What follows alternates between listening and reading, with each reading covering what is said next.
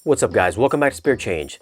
Today we've got Kingsman 2, The Golden Circle, on 4K Blu-ray. I'm not going to get into any plot details, I'm just going to give you my thoughts on the video and audio quality. But first, let's do this unboxing.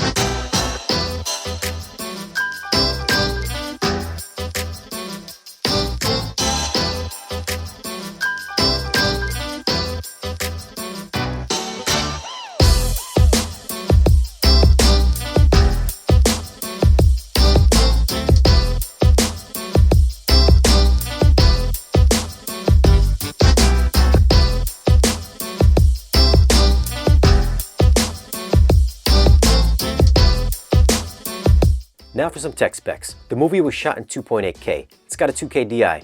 Runtime is 141 minutes. It's rated R. Aspect ratio is 239:1. So for those watching on televisions, you'll get those black bars on the top and bottom of your screen. Now for image quality, I thought it was a decent bump over the regular Blu-ray. Sharpness in both foreground and backgrounds got a nice boost in clarity, but nothing I would call reference quality. Those of you who like to pick the image apart may notice a bit of softening around the frame of certain shots. This should draw your attention more towards the subject, and I'm certain this was an artistic choice and nothing concerning a bad encode. Close-up shots did of course get a nice increase in added details, like pores, blemishes, and wrinkles being more prominent, and textures on the suits and costumes had a good tangible feel about them. Colors get a huge boost in saturation and brightness thanks to HDR. I thought this was the main differentiator between the 4K and Blu-ray discs. The Poppyland flyover in Chapter 2 had nice green forest tones, and the colors of each storefront really popped with vivid primary colors. Chapter 11 had some great clean white highlights and good gradations on the white walls,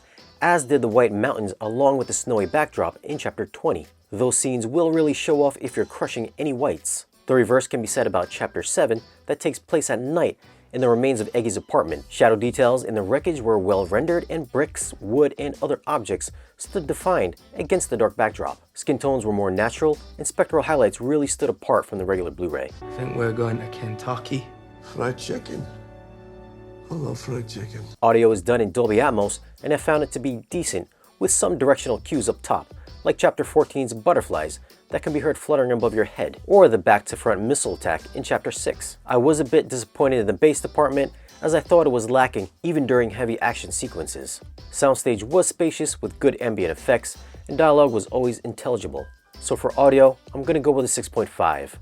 I wasn't a fan of this movie, but I figured the audio would raise the enjoyment factor up a bit. But sadly, I didn't get the immersiveness I was hoping for, and the bass was pretty anemic. Video quality, I'm gonna go with a 7.9. It's a definite step up from the regular Blu-ray, but I never thought sharpness was up there with the best, and it could be soft at times, although I thought HDR was a sure win.